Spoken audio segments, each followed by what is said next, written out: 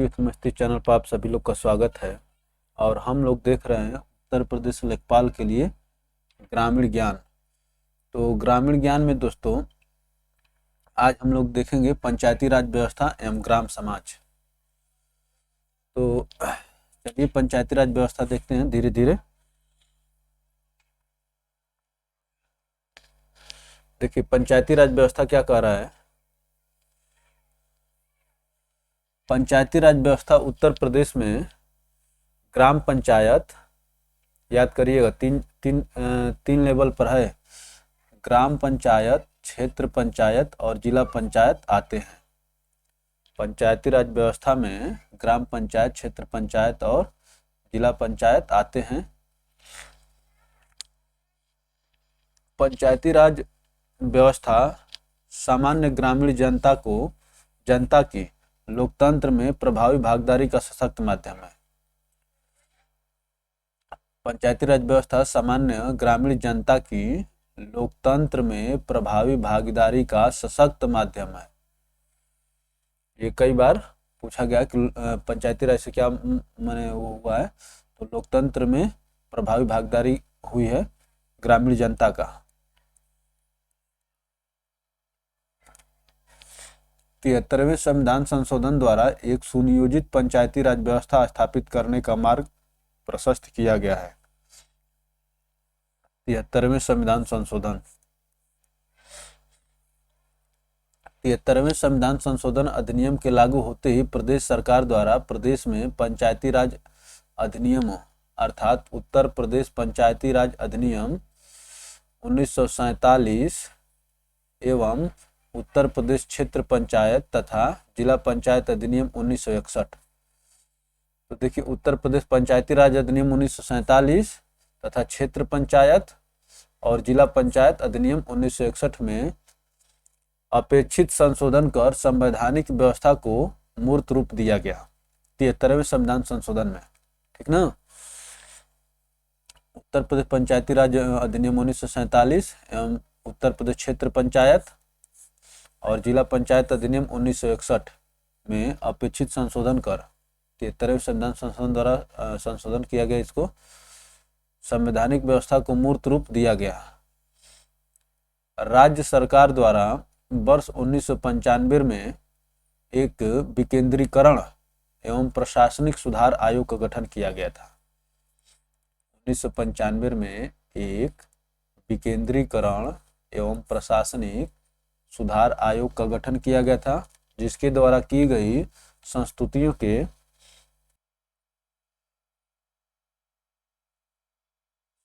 के अध्ययनोपरांत तत्कालीन कृषि उत्पादन आयुक्त की अध्यक्षता में गठित उच्च स्तरीय समिति एचपीसी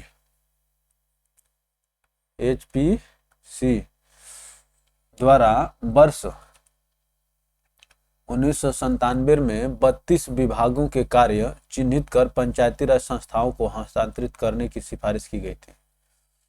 1997 में 32 विभागों के कार्य चिन्हित कर पंचायती राज व्यवस्थाओं को हस्तांतरित करने की सिफारिश की गई थी। आइए इधर देखते हैं, फिर इधर क्वेश्चन शुरू हो जाएगा।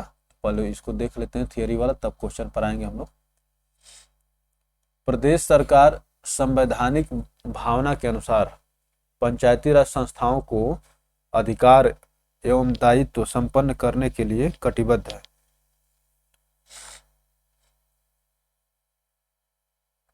पंचायती राज व्यवस्था का संक्षिप्त इतिहास। भारत के प्राचीनतम उपलब्ध ग्रंथ ऋग्वेद में सभा एवं समिति के रूप में लोकतांत्रिक स्वायत्तशासी संस्थाओं का उल्लेख मिलता है। ऋग्वेद में सभा और समिति जो थी पंचायती राज व्यवस्था की तरह ही लगभग काम करती थी। इतिहास के विभिन्न अवसरों पर केंद्र में राजनीतिक उथल पुथल के बावजूद सत्ता परिवर्तनों से निष्प्रभावित रहकर भी ग्रामीण स्तर पर यह स्वायत्तशासी इकाइयां पंचायतें आदिकाल से निरंतर किसी न किसी रूप में कार्य कर रही हैं। उत्तर प्रदेश में पंचायतों के विकास का प्रथम चरण 47 से 52-53 तक। संयुक्त प्रांत पंचायती राज अधिनियम 1947 7 दिसंबर 1947 को गवर्नर जनरल द्वारा हस्ताक्षरित हुआ और प्रदेश में 15 अगस्त 1949 से पंचायतों की स्थापना हुई। 15 अगस्त 1949 से पंचायतों की स्थापना हुई। इसके बाद जब देश का संविधान बना तो उसमें पंचायतों की स्थापना की व्यापक व्यवस्था की गई। संविधान बना तो उसमें पंचायतों की स्थापना की व्यापक व्यवस्था की गई। आइए देख लेते हैं, ये कुछ क्वेश्चन भी दिया हुआ है, इसको भी देख लिया जाए। एक ग्राम पंचायत में महिलाओं के लिए कितने प्रतिशत पद आरक्षित होने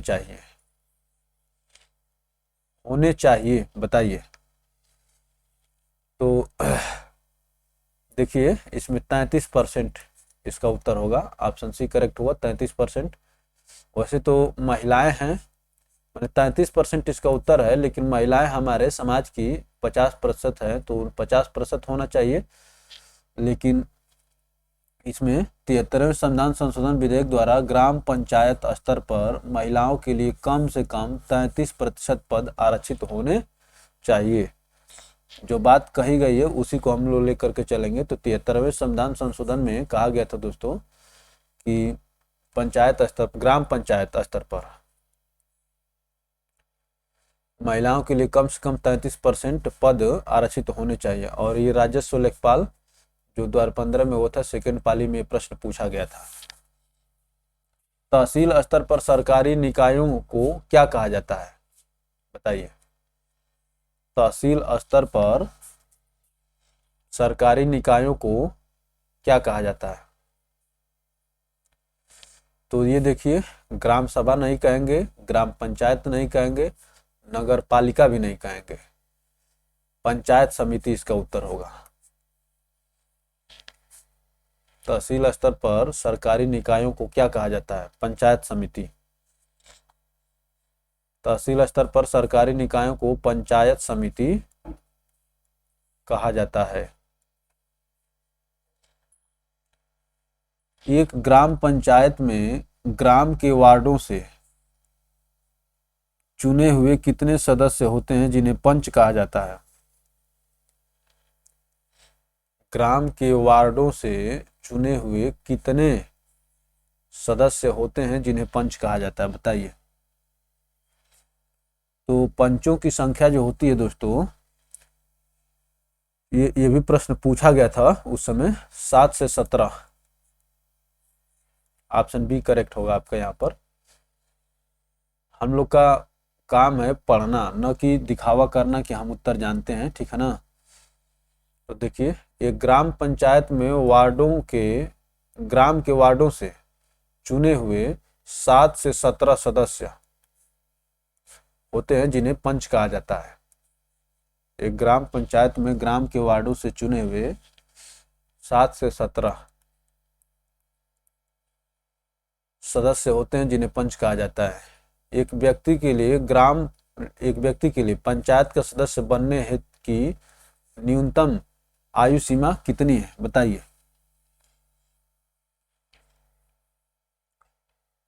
तो 18 वर्ष पर आप वोट दे पाते हैं, लेकिन सदस्य बनने के लिए आपकी कम से कम उम्र जो है 21 वर्ष होनी चाहिए।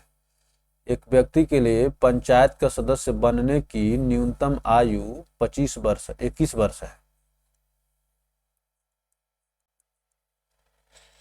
तो आप वोट तो 18 वर्ष पर दे पाते हैं, लेकिन सदस्य बनने के लिए कम से कम आपकी उम्र कितनी होनी चाहिए पंचायत का सदस्य बनने के लिए? 21 वर्ष। भारत में ग्राम पंचायतों की कुल संख्या है, भारत में, न कि उत्तर प्रदेश में, ग्राम पंचायतों की कुल संख्या कितनी है बताइए।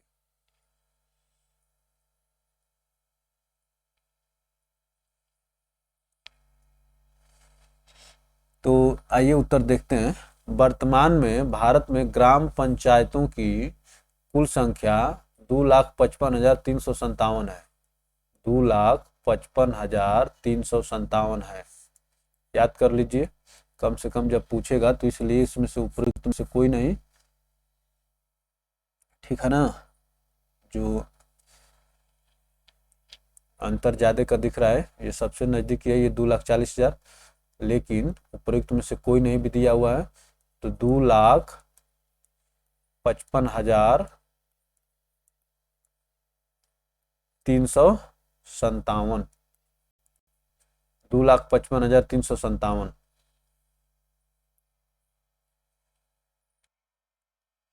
तो ये हो गया 2,55,000। इसको यल है, यल, ये ना कि ये समझिए। देखिए इस पर पीला जो अच्छा लग रहा है इसलिए हम इसको पीला ले लिए हैं। चलिए आगे चलते हैं। अब देखिए, तो ये क्वेश्चन हो गए, 5 क्वेश्चन थे। क्या कह रहा है, संविधान में राज्य के नीति निर्देशक तत्वों के, डीपीएसपी के अनुच्छेद 40 में यह निर्देश दिए गए हैं कि राज्य पंचायतों की स्थापना के लिए आवश्यक कदम उठाएं और ग्रामीण स्तर पर सभी प्रकार के कार्य एवं अधिकार उन्हें देने का प्रयत्न करें। ग्रामीण स्तर पर उन्हें सभी प्रकार के कार्य एवं अधिकार उन्हें देने का प्रयत्न करें। तो डीपीएसपी इसको अंग्रेजी में कहते हैं। डीपीएसपी का अनुच्छेद 40 जो है दोस्तों, क्या है, पंचायतों के गठन से संबंधित है। 15 अगस्त 1949 से उत्तर प्रदेश की तत्कालीन 5,40,00,000 ग्रामीण जनता का प्रतिनिधित्व करने वाली 35,000 पंचायतों ने कार्य करना प्रारंभ किया। साथ ही लगभग 8,000 पंचायत अदालतें भी स्थापित की गई। तो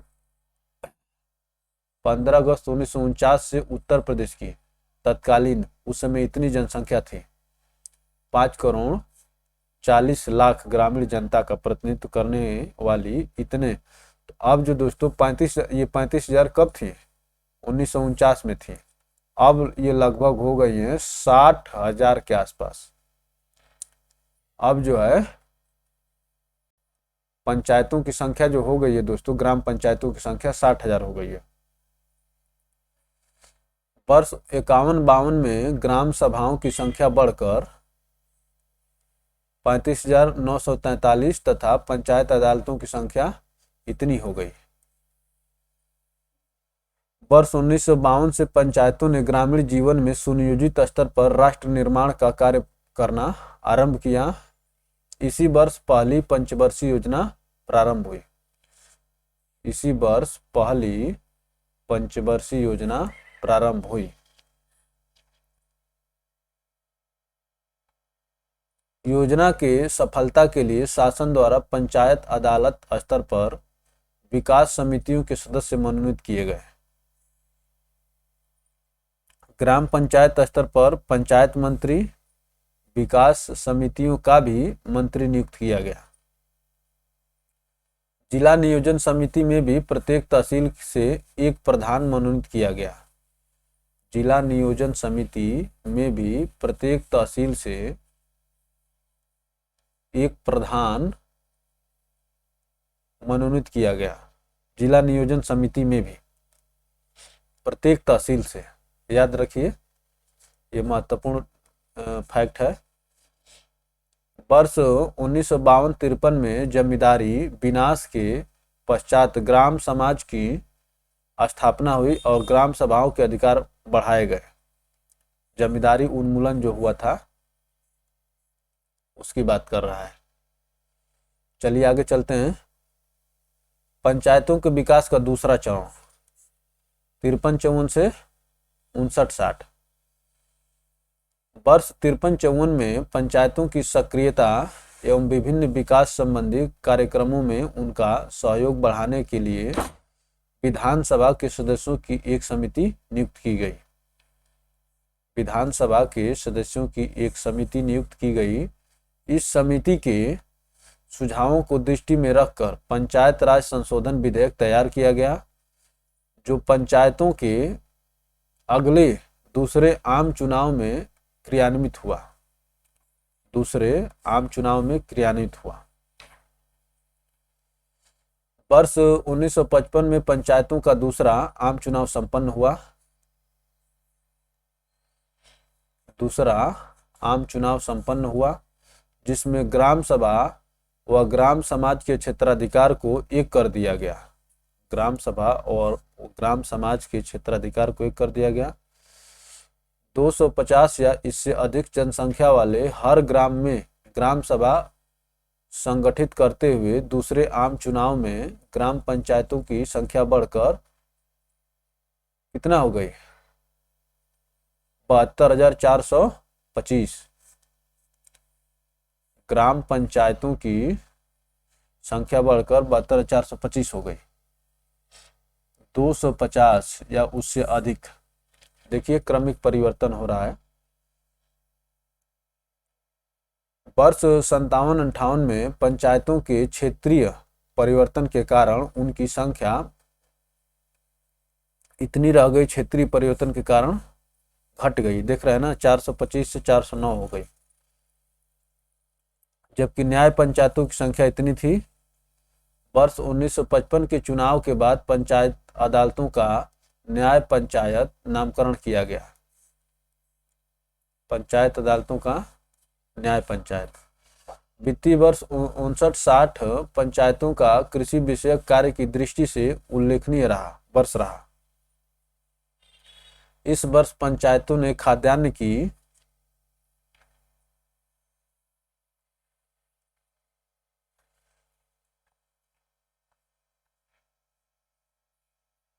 उपज बढ़ाने के लिए चलाए गए रबी और खरीफ आंदोलनों में विशेष उत्साह का प्रदर्शन किया।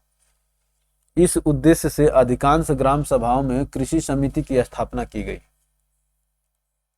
कृषि समिति की स्थापना की गई। तीसरा चरण 60-61 से 71-72। वर्ष 60-61 में गांवों को आत्मनिर्भर एवं संपन्न बनाने के उद्देश्य से ग्राम पंचायत क्षेत्रों में कृषि उत्पादन तथा कल्याण उप समितियों का गठन ग्राम सभा स्तर पर किया गया। इसी वर्ष पंचायत राज अधिनियम में संशोधन द्वारा ग्राम पंचायतें तथा न्याय पंचायतों की चुनाव पद्धतियों में आंशिक परिवर्तन किया गया, जिसके अनुसार ग्राम सभा के प्रधान का चुनाव गुप्त मतदान प्रणाली द्वारा किए जाना निश्चय हुआ। ग्राम सभा के प्रधान का चुनाव गुप्त मतदान प्रणाली द्वारा किए जाने का निश्चय हुआ। 10 फरवरी 1961 से 7 फरवरी 1962 के मध्य पंचायतों का तृतीय सामान्य निर्वाचन संपन्न हुआ। ये 62 है, ठीक है ना, ये 61 है के मध्य पंचायतों का तृतीय सामान्य निर्वाचन संपन्न हुआ। श्री बलवंत राय मेहता समिति की सिफारिशों के आधार पर भारत सरकार के निर्देशानुसार सत्ता के विकेंद्रीकरण के सिद्धांतों के अनुरूप उत्तर प्रदेश क्षेत्र समिति जिला परिषद अधिनियम 1961 क्रियान्वित किया गया।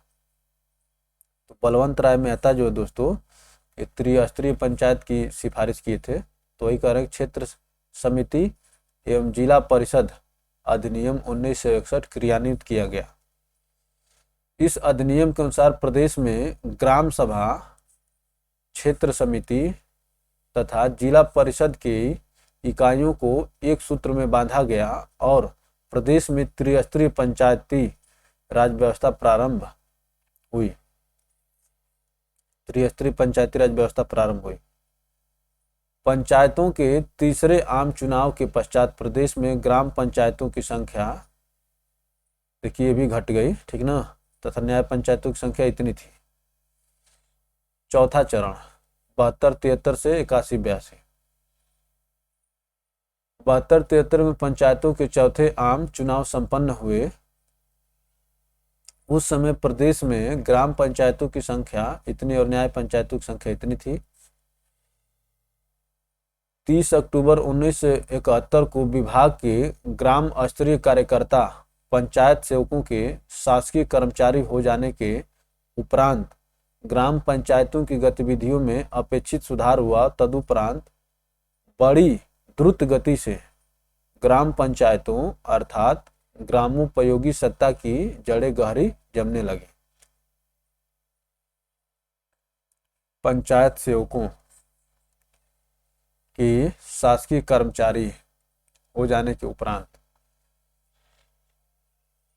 कतिपय संशोधन के फलस्वरूप प्रदेश में इतने ग्राम पंचायतें तथा इतनी न्याय पंचायतें कार्यरत रही 81-82 में। ग्राम पंचायतों का 5वां सामान्य निर्वाचन 72-73 के उपरांत मार्च 82 से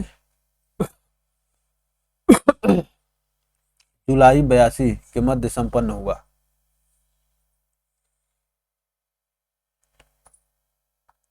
इस सामान्य निर्वाचन में ग्राम सभाओं की संख्या इतनी थी। इन चुनावों में मतदाताओं की आयु 21 वर्ष से घटाकर 18 वर्ष कर दी गई। ये किसकी बात कर रहा है? 81-82 की बात कर रहा है।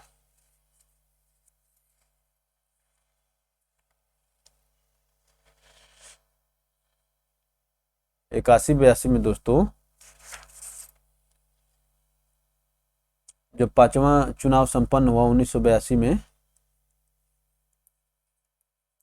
तो उम्र जो है 21 वर्ष से घटा करके 18 वर्ष कर दी गई। मतदान करने की उम्र जो है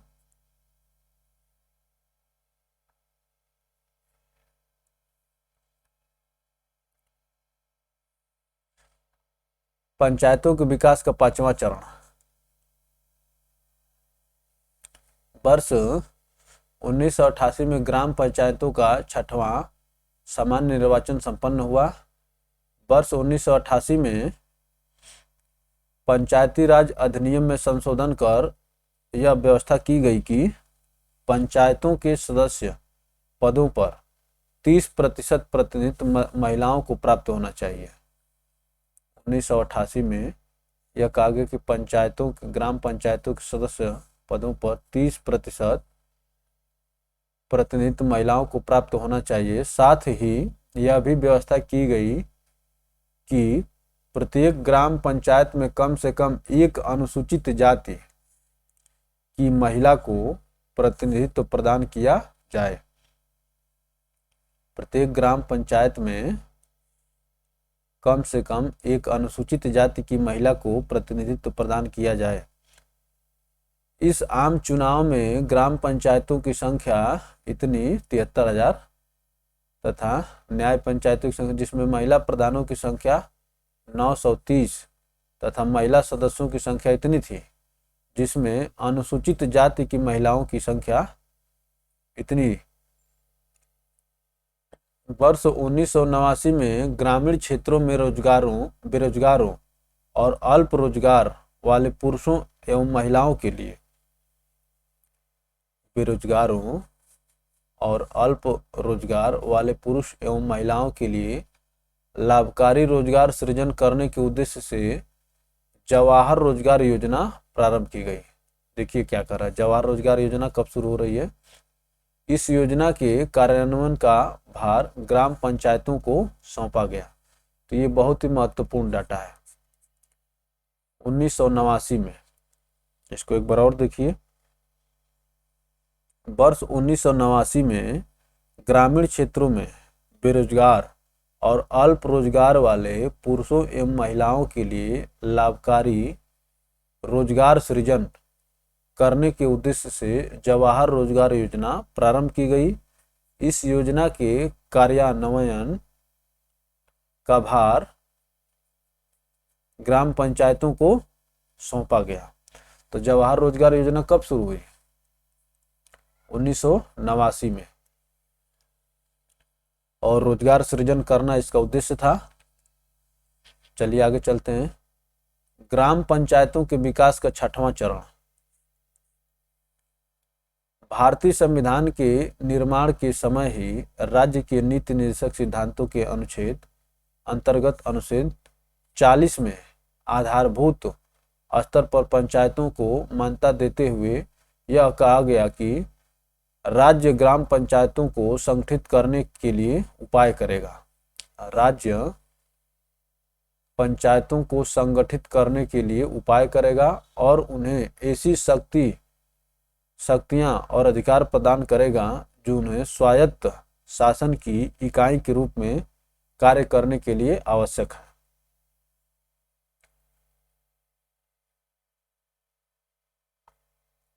वर्ष 1994 में देश की ग्राम पंचायतों को संवैधानिक इकाई मानते हुए स्वायत्त स्वशासित संस्था के रूप में स्थापित करने, उनमें एक रूपता लाने, निश्चित समय पर उनके चुनाव सुनिश्चित कराने, आर्थिक रूप से उन्हें सुदृढ़ करने तथा पंचायतों को संवैधानिक दर्जा देने के उद्देश्य से 72वां संविधान संशोधन लोकसभा में प्रस्तुत किया गया, जो बाद में 73वां संविधान संशोधन 1992 के रूप में 24 अप्रैल 1993 से संपूर्ण देश में लागू हुआ। 24 अप्रैल 1993 से देश में लागू हुआ। 73वां संविधान संशोधन 1992 के रूप में 24 अप्रैल 1993 से संपूर्ण देश में लागू हुआ। तो इसी समय इनको संवैधानिक दर्जा दिया गया पंचायतों को।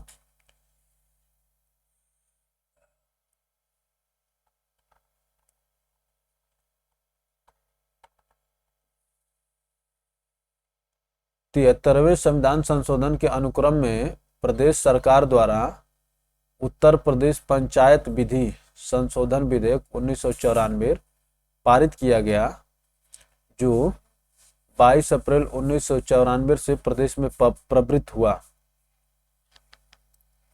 73वें संविधान संशोधन के अनुक्रम में प्रदेश सरकार द्वारा उत्तर प्रदेश पंचायत विधि संशोधन विधेयक 1994 पारित किया गया, जो 22 1994 प्रदेश में प्रवृत्त हुआ।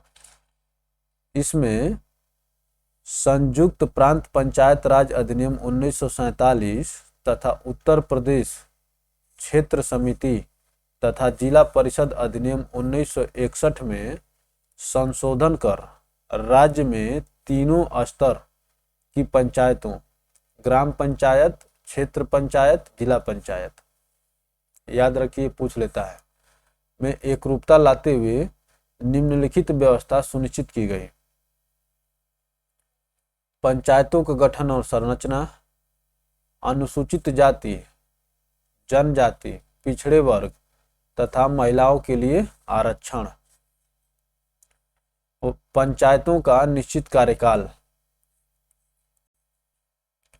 पंचायतों के कृत्य, शक्तियां और उत्तरदायित्व का विस्तार, राज्य निर्वाचन आयोग का गठन।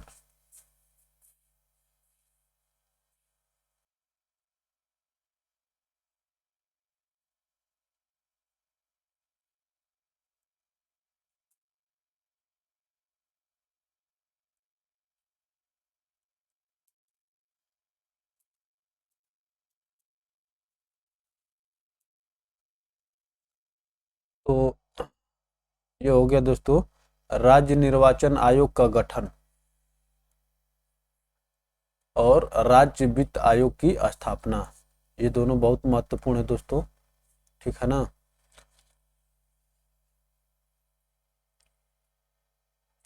उपयुक्त व्यवस्थाओं के अंतर्गत यथासंभव 1000 की आबादी पर ग्राम पंचायतों का गठन,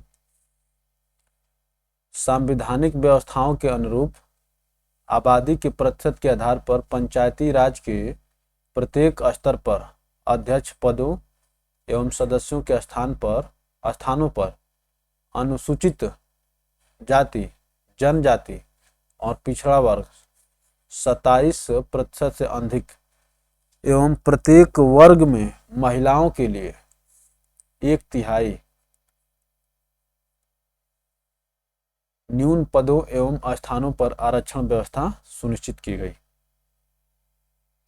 यह भी सुनिश्चित किया गया है कि पंचायतों का कार्यकाल 5 वर्ष हो वह उसे पूरा कर सके। 5 वर्ष हो एवं वह उसे पूरा कर सके। संविधान एवं राज्य के पंचायत राज अधिनियमों में किए गए प्राविधानों के अनुसार प्रदेश में अधिसूचना 23 अप्रैल 1994 के द्वारा राज्य निर्वाचन आयोग की स्थापना की गई। और वर्ष 1994 से राज्य निर्वाचन आयोग की देखरेख में 73वें संविधान संशोधन के अनुरूप त्रिस्तरीय पंचायतों के सामान्य निर्वाचन संपन्न कराए जाते हैं। त्रिस्तरीय पंचायतों के सामान्य निर्वाचन संपन्न कराए जाते हैं। राज्य निर्वाचन आयोग की स्थापना की गई कब? 1994 में। पंचायती राज विभाग द्वारा वर्तमान में निम्नलिखित प्रमुख कार्यक्रमों को क्रियान्वित किया जा रहा है। कौन कौन से काम है? ग्रामीण स्वच्छता कार्यक्रम, निर्मल भारत अभियान, जो योजना का नाम है निर्मल भारत अभियान, और ये क्या करती है? स्वच्छता का काम देखती है। पंचायती राज पदाधिकारियों एवं कर्मियों का प्रशिक्षण कार्यक्रम, राज्य वित्त आयोग एवं 13वें वित्त आयोग की संस्तुतियों के आधार पर ग्रामीण स्थानीय निकायों को अनुदान, राज्य वित्त आयोग और 13वें वित्त आयोग, ये भारत वाला है। डॉक्टर राम मनोहर लोहिया समग्र ग्रामीण विकास योजना अंतर्गत आंतरिक गलियों में सीसी रोड, आरसीसी वाले जो कहते हैं, एवं केसी ड्रेन तथा इंटरलॉकिंग टाइल्स की व्यवस्था। डॉक्टर राम मनोहर लोहिया समग्र ग्रामीण विकास योजना अंतर्गत आंतरिक गलियों में सीसी रोड तथा केसी ड्रेन में नाली तथा इंटरलॉकिंग टाइल्स की व्यवस्था।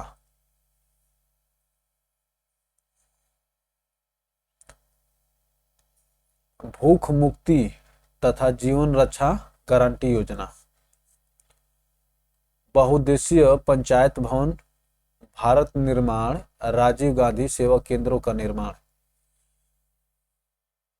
भारत निर्माण राजीव गांधी सेवा केंद्रों का निर्माण।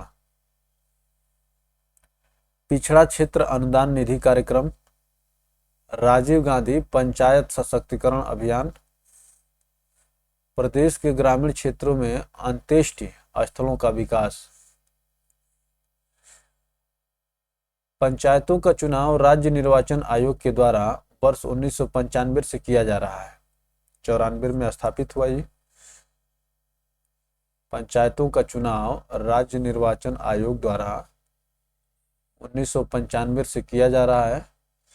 उत्तर प्रदेश में पंचायतों की त्रिस्तरीय जिला पंचायत, क्षेत्र पंचायत और ग्राम पंचायत व्यवस्था लागू है। ग्राम पंचायत स्तर पर सबसे अधिक प्रभावी संस्था ग्राम सभा है। ग्राम पंचायत स्तर पर सबसे अधिक प्रभावी संस्था ग्राम सभा है, जिसमें सभी योजनाएं एवं बजट रखकर अनुमोदित कराया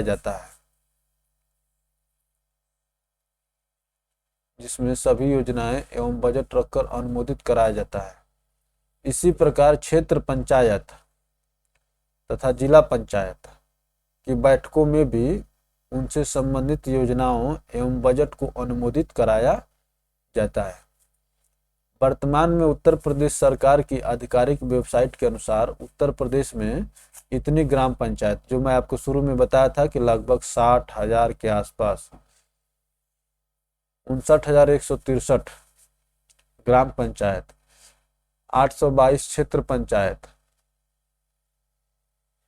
और ये न्याय पंचायत है। 8,135 न्याय पंचायत और 75 जिला पंचायतें हैं। तो जितने जिला है उतने जिला पंचायत हो गई। और इतने ब्लॉक हैं, ब्लॉक क्षेत्र पंचायत 822 और 8,135 न्याय पंचायत। जबकि उत्तर प्रदेश के पंचायती राज विभाग की वेबसाइट पर कुल ग्राम पंचायतों की संख्या इतनी दी गई है। क्या कह रहा है कि वर्तमान में उत्तर प्रदेश सरकार की आधिकारिक वेबसाइट के अनुसार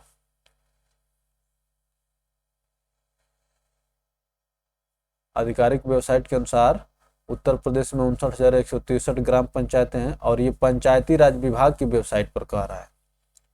58,398 दी गई है। यही वाला सही है। ग्राम पंचायत का अध्यक्ष सरपंच या ग्राम प्रधान होता है। ग्राम पंचायत का अध्यक्ष जो है सरपंच या ग्राम प्रधान, सहयोग होती 11 सदस्य होता है, ठीक ना। तो ग्राम पंचायत का अध्यक्ष सरपंच या ग्राम प्रधान। उत्तर प्रदेश में नगर निकाय 3 प्रकार के गठित किए जाते हैं। नगर निगम, नगर पालिका परिषद और नगर पंचायत। नगर निकाय 3 प्रकार के गठित किए जाते हैं, नगर निगम, नगर पालिका परिषद, नगर पंचायत, जिनमें नगर निगम सबसे बड़ा है। ये इस तरह से है, नगर पंचायत, नगर पालिका परिषद और नगर निगम। वर्ष 1992 में केंद्र सरकार द्वारा संविधान में 74वां संशोधन करके एक नया भाग 9 का जोड़ा गया, जिसके तहत संविधान के अनुच्छेद 243 से ZG में नगर निकाय प्रणाली के लिए विशेष व्यवस्था की गई है। तो ये महत्वपूर्ण है सब, ठीक है ना। भाग 9 में पंचायत है और भाग 9 क में क्या है, नगर निकाय है।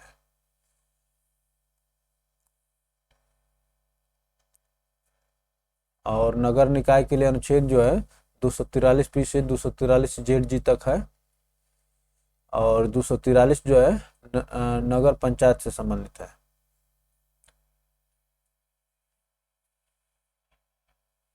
आ, 243 जो है पंचायती राज से संबंधित है, पंचायती राज। 74वें संविधान संशोधन के बाद राज्य सरकार द्वारा उत्तर प्रदेश स्थानीय स्वशासन विधि संशोधन 1994 के नाम से एक नया कानून बनाया गया। के नाम से एक नया कानून बनाया गया। नगर निगम में एक मेयर, नगर निगम की बात कर रहा है जो सबसे बड़ा होता है नगर वाले में, एक मेयर, एक उप मेयर व 3 प्रकार के सभासद होते हैं। एक मेयर, एक उप मेयर व 3 प्रकार के सभासद होते हैं। मेयर का निर्वाचन प्रत्यक्ष रूप से वयस्क जनता द्वारा किया जाता है। प्रत्यक्ष और अप्रत्यक्ष चुनाव आप जानते ही हैं, जिसमें आप लोग जनता भाग लेती है उसको प्रत्यक्ष चुनाव कहते हैं, जिसमें जनता डायरेक्ट रूप से भाग नहीं लेती है उसको अप्रत्यक्ष चुनाव कहते हैं। यह 5 वर्ष के लिए चुना जाता है तथा पद धारण तिथि से 2 वर्ष तक उसके खिलाफ अविश्वास प्रस्ताव नहीं लाया जा सकता। तो कहने का मतलब है कि 5 वर्ष के लिए तो चुना जाता है, और जब उसको चुना गया तो उसको कुछ समय तो दीजिए ताकि वो काम कर सके। वही कह रहा है कि 2 वर्ष तक उसके खिलाफ अविश्वास प्रस्ताव नहीं लाया जा सकता है। जब कुछ काम करेगा उसमें गड़बड़ी होगी तभी तो आप लोग का अविश्वास होना चाहिए। ऐसा नहीं कि जिस दिन शपथ लिया उसी दिन से अविश्वास दर्शाने लगे। तो याद रखेंगे 2 वर्ष तक उसके खिलाफ अविश्वास प्रस्ताव नहीं लाया जा सकता। यदि 2 वर्ष बाद अविश्वास प्रस्ताव लाया जाता है और वह पारित नहीं होता है तो फिर उस तिथि से पुनः 2 वर्ष तक अविश्वास प्रस्ताव नहीं लाया जा सकता। भाई पारित कर दीजिए अगर अविश्वास है तो, लेकिन अगर अविश्वास प्रस्ताव पारित नहीं होता है तो फिर उस तिथि से आगे 2 वर्ष तक पुनः अविश्वास प्रस्ताव आप नहीं ला सकते हैं, नहीं लाया जा सकता है। यही कहने का मतलब है। 2 वर्ष बाद अगर अविश्वास प्रस्ताव आ गया और उसको आप पारित नहीं कर पाए तो फिर आगे 2 वर्ष तक नहीं ला पाएंगे।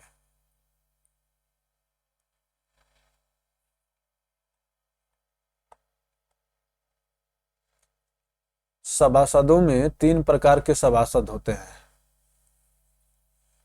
निर्वाचित, मनोनीत तथा पदेन। पदेन सदस्यों के अंतर्गत नगर क्षेत्र वाले लोकसभा व राज्यसभा सदस्य, पदेन लोकसभा व राज्यसभा सदस्य, विधान सभा तथा विधान परिषद के सदस्य आते हैं। ये पदेन सदस्य होते हैं सभासद के रूप में।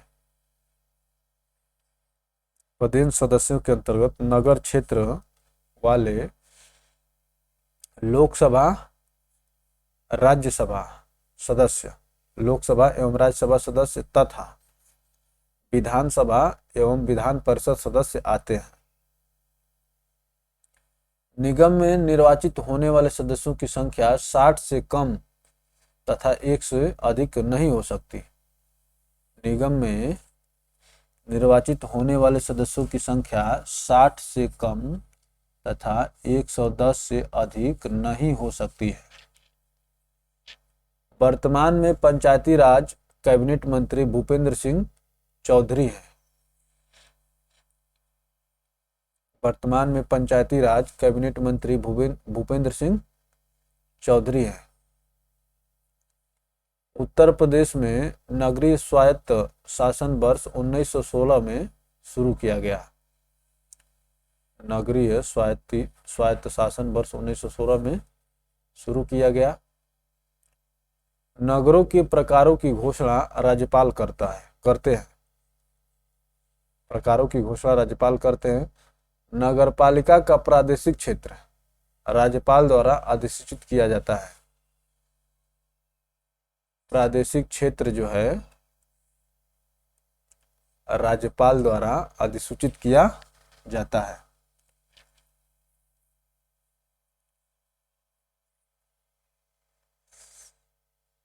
चलिए आगे देखते हैं। राज्य वित्त आयोग। उत्तर प्रदेश पंचायती राज अधिनियम पर गवर्नर द्वारा हस्ताक्षर 7 दिसंबर 1947 को किया गया। पंचायती राज अधिनियम पर गवर्नर द्वारा हस्ताक्षर 7 दिसंबर 1947 को किया गया। उत्तर प्रदेश में पंचायत की प्रथम बार स्थापना 15 अगस्त 1949 को हुई। उत्तर प्रदेश में पंचायत की प्रथम बार स्थापना 15 अगस्त 1949 को हुई। ग्राम पंचायतों का गठन यथासंभव 1000 की आबादी पर किया जाता है। 1000 की आबादी पर किया जाता है। पंचायतों में मतदाता बनने के लिए न्यूनतम आयु 18 वर्ष है, ठीक है ना, सामान्य मतदाता के अनुरूप मतदाता बनने के लिए, ठीक ना। पंचायतों के सदस्य अथवा प्रधान या अन्य पदाधिकारी के रूप के लिए न्यूनतम आयु 21 वर्ष है।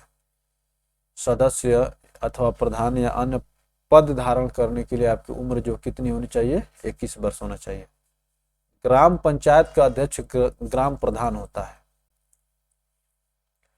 ग्राम प्रधान का चुनाव प्रत्यक्ष रूप से ग्राम सभा के मतदाताओं द्वारा किया जाता है। ग्राम पंचायत के सदस्यों का चुनाव भी प्रत्यक्ष रूप से मतदाताओं द्वारा किया जाता है। प्रत्यक्ष रूप से मतदाताओं द्वारा किया जाता है। उप प्रधान का चुनाव ग्राम पंचायत के चुने हुए सदस्यों द्वारा किया जाता है। उप प्रधान का चुनाव ग्राम पंचायत के चुने हुए सदस्यों द्वारा किया जाता है। जो सदस्य चुने जाते हैं उनके द्वारा उप प्रधान का चुनाव होता है। ग्राम पंचायत की बैठकें। कार्य संपादन हेतु ग्राम पंचायत की बैठक सामान्यतः प्रत्येक मास में कम से कम एक बार होगी। प्रत्येक मास में कम से कम एक बार होगी। दो लगातार बैठकों के बीच 2 मास से अधिक का अंतर नहीं होगा। 2 लगातार बैठकों के बीच 2 मास से अधिक का अंतर नहीं होगा। प्रत्येक मास में कम से कम एक बार होगी। 2 लगातार बैठकों के बीच 2 मास से अधिक का अंतर नहीं होना चाहिए। जैसे मान ली कि पहला जो है आप 1 जनवरी को कर लिए तो आप फरवरी में करेंगे तो फरवरी में हो जाना चाहिए, नहीं कि मार्च में जाएंगे। तो जब मार्च में चल जाएंगे तो 2 महीने से अधिक अंतर हो जाएगा। लेकिन दूसरी बैठक जो है इस फरवरी में आप कभी भी शुरू से लेकर अंत तक में कर लीजिए, यही कहने का मतलब है।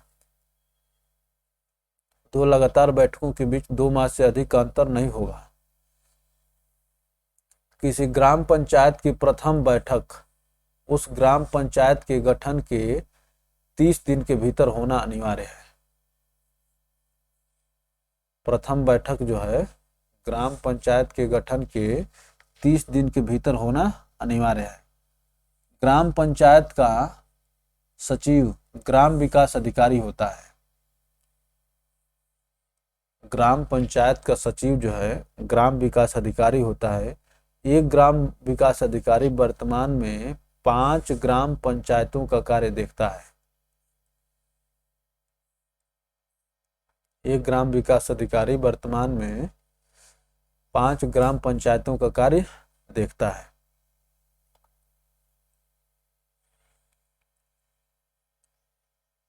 क्षेत्र पंचायत, ग्राम पंचायत से अब आगे हम लोग बढ़कर के क्षेत्र पंचायत पर चल रहे हैं। क्या कह रहा है? प्रत्येक क्षेत्र पंचायत में एक प्रमुख तथा एक उप प्रमुख एवं सदस्य होते हैं।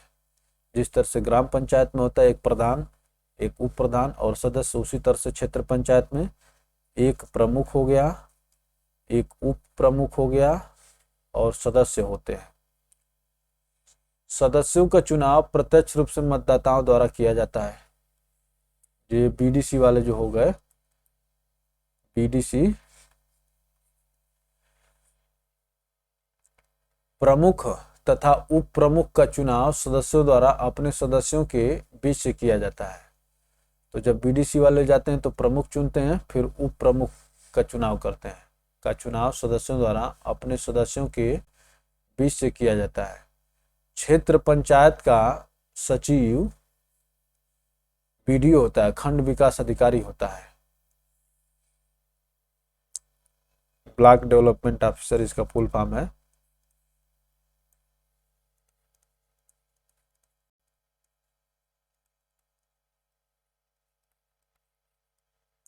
Block development officer.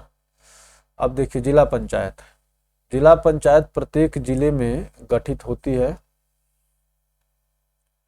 जिला पंचायत के सदस्यों का चुनाव प्रत्यक्ष रूप से मतदाताओं द्वारा किया जाता है। जिला पंचायत के अध्यक्ष एवं उपाध्यक्ष का चुनाव चुने हुए सदस्यों द्वारा अपने सदस्यों के बीच से किया जाता है। अपने सदस्यों के बीच से किया जाता है। जिला पंचायत का सचिव जिले का मुख्य विकास अधिकारी या पंचायती राज अधिकारी होता है। तो हर जगह सचिव देख रहे हैं आप, ग्राम से लेके क्षेत्र से लेके जिले वाले पर, ठीक ना। मुख्य विकास अधिकारी या पंचायती राज अधिकारी होता है। जिला पंचायत व क्षेत्र के अंतर्गत 6 समितियों का गठन किया जाता है। प्रशासनिक समिति, नियोजन एवं विकास समिति, शिक्षा समिति, निर्माण कार्य समिति, स्वास्थ्य एवं कल्याण समिति, जल प्रबंधन समिति। ये 6 समितियों का गठन किया जाता है जिला पंचायत व क्षेत्र के अंतर्गत। संविधान की 11वीं अनुसूची में उल्लिखित 29 विषयों में से 16 विषयों के कार्य उत्तर प्रदेश में पंचायतों को हस्तांतरित किए गए हैं। क्या कह रहा है कि जो 11वीं सूची है, 11वीं सूची है, उसमें जो 29 विषय हैं दोस्तों, उसमें से 16 विषय जो है उत्तर प्रदेश में पंचायतों को हस्तांतरित किए गए हैं। भारतीय संविधान में राज्य के नीति निर्देशक तत्वों के तहत अनुच्छेद 40 में राज्यों को पंचायतों की स्थापना के लिए आवश्यक कदम उठाने का निर्देश दिया गया है। 73वें संविधान संशोधन अधिनियम 1993 के द्वारा भारतीय संविधान में भाग 9 में अनुच्छेद 243 क से 243 अड़ तक पंचायती राज संस्थाओं को संवैधानिक दर्जा प्रदान किया गया है। भाग 9 में अनुच्छेद 243 क से 243 अड़ तक पंचायती राज संस्थाओं को संवैधानिक दर्जा प्रदान किया गया है। 73वें संविधान संशोधन के अनुक्रम में उत्तर प्रदेश पंचायती राज विधि 94 पारित किया गया। संशोधन वाला के अनुक्रम में उत्तर प्रदेश, ये जो 73वां संविधान संशोधन तो हो गया, ठीक है ना। यहाँ से उत्तर प्रदेश पंचायत विधि विधेयक 1994 पारित किया गया, जो 22 अप्रैल 1994 से प्रदेश में प्रवृत्त हो गया। तो 73वां संविधान संशोधन 1993 हो गया और ये उत्तर प्रदेश में लागू हुआ दोस्तों 1994 से। मैंने इसमें संशोधन किया गया उत्तर प्रदेश के अनुसार 1994 में पारित किया गया, जो 22 अप्रैल 1994 से प्रदेश में प्रवृत्त हो गया। उत्तर प्रदेश में पंचायतों की त्रिस्तरीय प्रणाली वर्ष 61-62 में लागू की गई थी। त्रिस्तरीय प्रणाली उत्तर प्रदेश की बात कर रहा है, 61-62 में लागू की गई थी।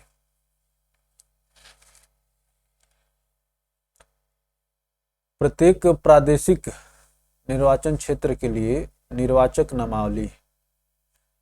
ग्राम पंचायत के प्रत्येक प्रादेशिक निर्वाचन क्षेत्र के लिए एक निर्वाचक नामावली राज्य निर्वाचन आयोग के अधीक्षण, निदेशन और नियंत्रण के अधीन तैयार की जाएगी। राज्य निर्वाचन आयोग के नामावली, इसमें अरे जो सूची होती है मतदाताओं की सूची, उसकी बात कर रहा है, ठीक ना। राज्य निर्वाचन आयोग के अधीक्षण, निदेशन और नियंत्रण के अधीन तैयार की जाएगी।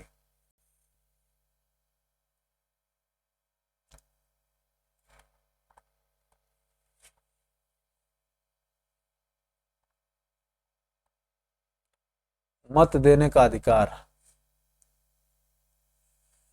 उत्तर प्रदेश पंचायती राज अधिनियम द्वारा या उसके अधीन अन्यथा उपबंधित के सिवाय प्रत्येक व्यक्ति जिसका नाम किसी ग्राम पंचायत के किसी प्रादेशिक निर्वाचन क्षेत्र की निर्वाचक नामावली में तत्समय सम्मिलित हो, वह उस ग्राम पंचायत में किसी निर्वाचन में मत देने का हकदार होगा।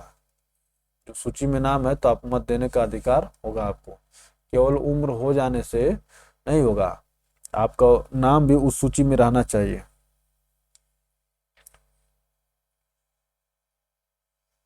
ग्राम सभा की बैठकें और कृत्य। प्रत्येक ग्राम सभा की प्रति वर्ष 2 सामान्य बैठकें होंगी। प्रत्येक ग्राम सभा की प्रति वर्ष 2 सामान्य बैठकें होंगी। एक बैठक खरीफ की फसल कटने के तुरंत बाद। एक बैठक खरीफ की ग्राम सभा की बैठक, ठीक ना। एक बैठक खरीफ की फसल कटने के तुरंत बाद, खरीफ में धान वाली फसल, ठीक है ना। दूसरी बैठक रबी की फसल कटने के तुरंत बाद। बैठक की अध्यक्षता संबंधित ग्राम पंचायत के प्रधान द्वारा की जाएगी। प्रधान नियत प्राधिकारी द्वारा लिखित रूप से मांग किए जाने पर अथवा सदस्यों की संख्या के कम से कम 1/5 की मांग पर ऐसी मांग के 30 दिन के भीतर किसी भी समय एक साधारण सामान्य बैठक बुला सकता है। मांग पर ऐसी मांग के 30 दिन के भीतर किसी भी समय एक साधारण सामान्य बैठक बुला सकता है। ग्राम सभा की किसी बैठक के लिए गणपूर्ति की संख्या सदस्यों की कुल संख्या के 5वें भाग की उपस्थिति आवश्यक होती है। 5वें भाग की उपस्थिति आवश्यक होती है। गणपूर्ति कोरम, ये नहीं कि एक ही सदस्य आ गया और आप सभा शुरू करके खत्म कर लिया अपने। ग्राम सभा की किसी बैठक के लिए गणपूर्ति की संख्या सदस्यों की कुल संख्या के 5वें भाग की उपस्थिति आवश्यक होती है, किंतु प्रतिबंध यह है कि गणपूर्ति के अभाव में स्थगित की गई किसी बैठक के लिए गणपूर्ति की आवश्यकता नहीं होगी। क्या कह रहा है? किंतु प्रतिबंध यह है कि गणपूर्ति के अभाव में स्थगित की गई किसी बैठक के लिए गणपूर्ति की आवश्यकता नहीं होगी। बहुत टेक्निकल बात दिया है। किंतु प्रतिबंध यह है कि गणपूर्ति के अभाव में स्थगित की गई किसी बैठक के लिए गणपूर्ति की आवश्यकता नहीं होगी। ग्राम सभा निम्नलिखित मामलों पर विचार करेगी और ग्राम पंचायतों को सिफारिश और सुझाव दे सकती है। ग्राम पंचायत को सिफारिश और सुझाव दे सकती है। ग्राम सभा जो है ग्राम पंचायत को सिफारिश और सुझाव दे सकती है। ग्राम पंचायत के खातों का वार्षिक विवरण, पूर्ववर्ती वित्तीय वर्ष की प्रशासन की रिपोर्ट और अंतिम लेखा परीक्षा टिप्पणी और उस पर दिए गए उत्तर यदि कोई हो। पूर्ववर्ती वर्ष से संबंधित ग्राम पंचायत के विकास कार्यक्रमों और चालू वित्तीय वर्ष के दौरान किए जाने के लिए प्रस्तावित विकास कार्यक्रमों की रिपोर्ट।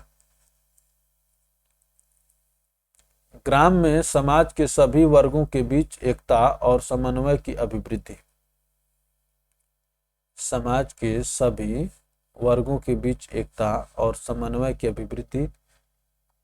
ग्राम के भीतर प्रौढ़ शिक्षा का कार्यक्रम। एक ऐसे अन्य मामले जैसे नियत किए जाए। इसके अलावा ग्राम सभा निम्नलिखित कृतियों का संपादन करेगी। सामुदायिक कल्याण कार्यक्रमों के लिए स्वैच्छिक श्रम और अंशदान जुटाना, यह ग्राम सभा का काम है। ग्राम से संबंधित विकास योजनाओं के कार्यान्वयन के लिए हितधारी की पहचान। ग्राम से संबंधित विकास योजनाओं के क्रियान्वयन में सहायता पहुंचाना। विकास योजनाओं के क्रियान्वयन में सहायता पहुंचाना। ग्राम पंचायत का प्रधान। ग्राम पंचायत का एक प्रधान होगा जो उसका अध्यक्ष होगा।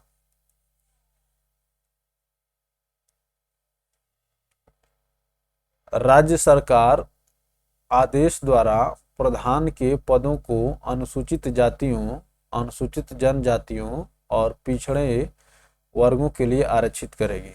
राज्य सरकार आदेश द्वारा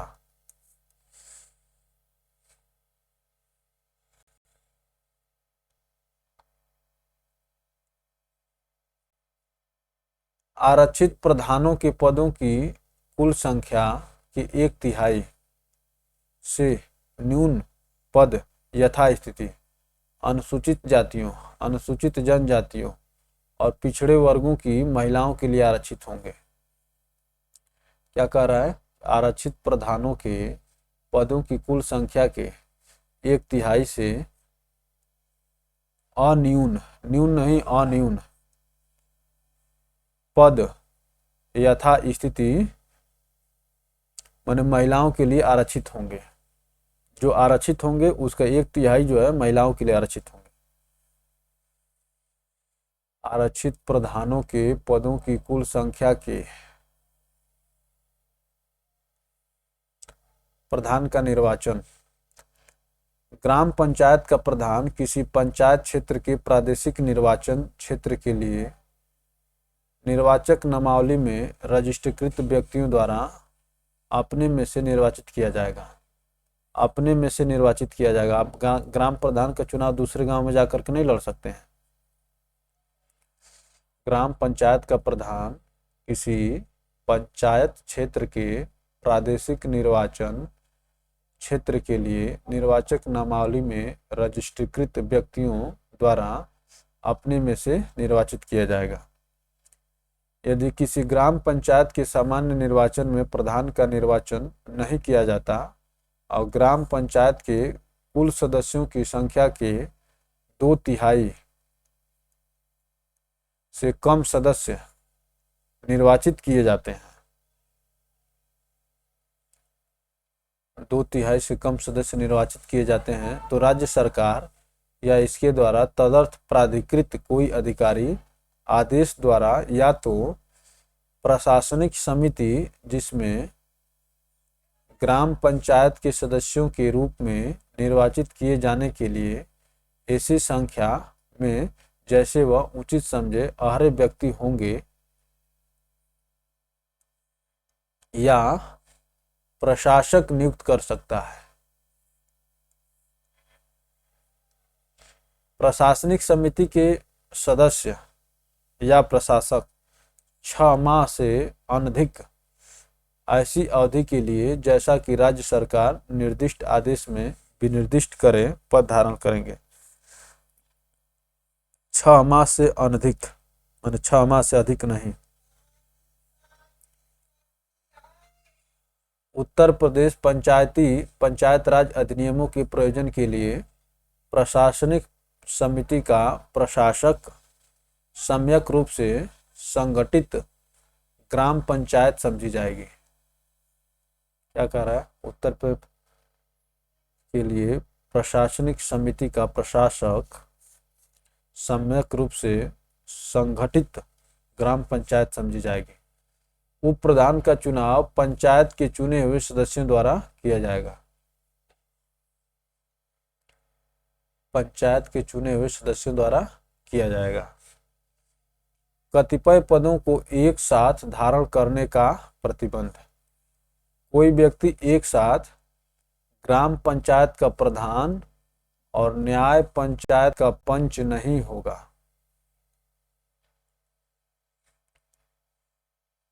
ग्राम पंचायत का प्रधान और न्याय पंचायत का पंच नहीं होगा।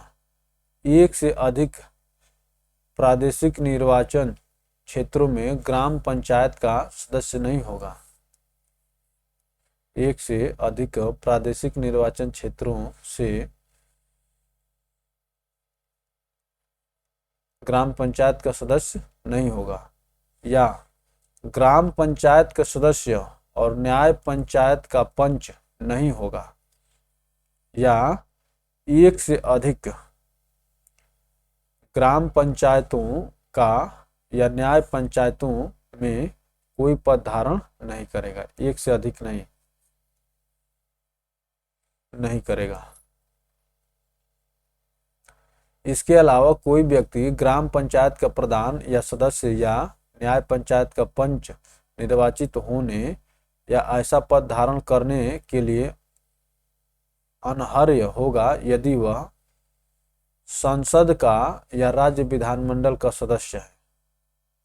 संसद का या राज्य विधानमंडल का सदस्य है या किसी क्षेत्र पंचायत का सदस्य, प्रमुख या उप प्रमुख है या ग्राम पंचायत का प्रधान। अनर्ह होगा अर्थात तो उस योग्य नहीं होगा। किसी जिला पंचायत का सदस्य, अध्यक्ष या उपाध्यक्ष है या किसी सहकारी समिति का अध्यक्ष या उपाध्यक्ष है।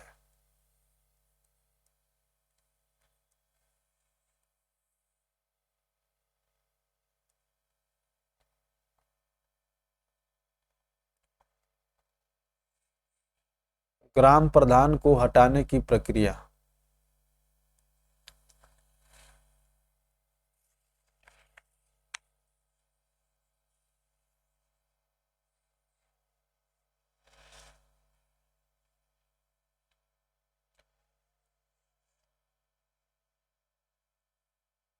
प्रधान को हटाने हेतु ग्राम पंचायत द्वारा एक विशेष बैठक बुलाई जाती है, जिसकी 15 दिन पूर्व सूचना देनी अनिवार्य होती है।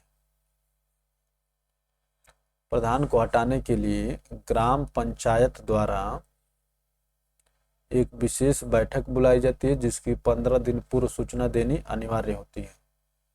इस बैठक में ग्राम सभा के उपस्थित और मतदान करने वाले सदस्यों के 2/3 बहुमत द्वारा प्रधान को हटाया जा सकता है। ग्राम सभा के उपस्थित और मतदान करने वाले सदस्यों के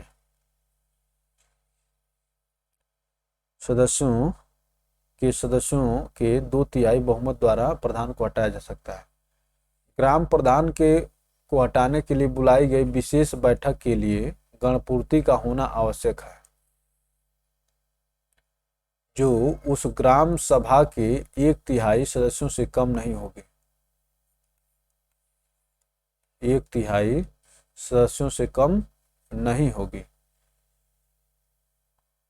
यदि बैठक में गणपूर्ति या अपेक्षित बहुमत न होने के कारण प्रधान को हटाने हेतु प्रस्ताव पारित न हो सके, तो उसी प्रधान को हटाने के लिए दूसरा इस प्रकार का प्रस्ताव उस बैठक से 1 वर्ष के भीतर नहीं बुलाया जा सकता। 1 वर्ष के भीतर नहीं बुलाया जा सकता। पंचायत क्षेत्र की घोषणा।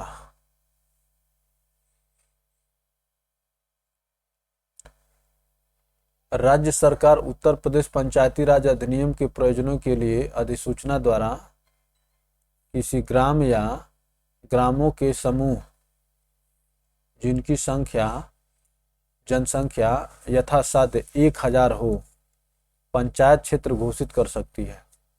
कौन करती है? राज्य सरकार।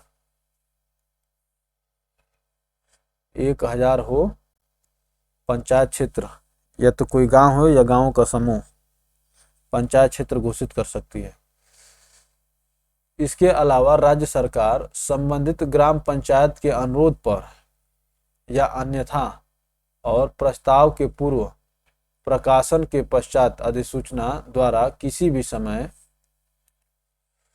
किसी पंचायत क्षेत्र में किसी ग्राम या ग्रामों के समूह को सम्मिलित करके उससे निकालकर परिष्कार कर सकती है। पंचायत क्षेत्र के नाम में परिवर्तन कर सकती है, या यह घोषणा कर सकती है कि कोई क्षेत्र पंचायत क्षेत्र नहीं रह गया है, या यह घोषणा कर सकती है कि कोई क्षेत्र पंचायत क्षेत्र नहीं रह गया है।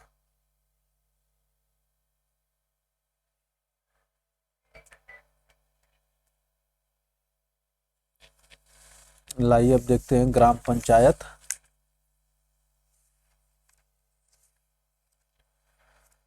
तो यहाँ से दोस्तों हम लोग देखते हैं, न तो वीडियो लंबी हो जाए तो इसको अलग वीडियो में देखेंगे। तो दोस्तों ये ग्राम पंचायत वाला जो है हम लोग दूसरे वीडियो में देखें, क्योंकि ये वीडियो लंबी हो रही है, 1 घंटे की लगभग हो चुकी है, और थोड़ा थोड़ा करके पढ़ने से अच्छा रहेगा।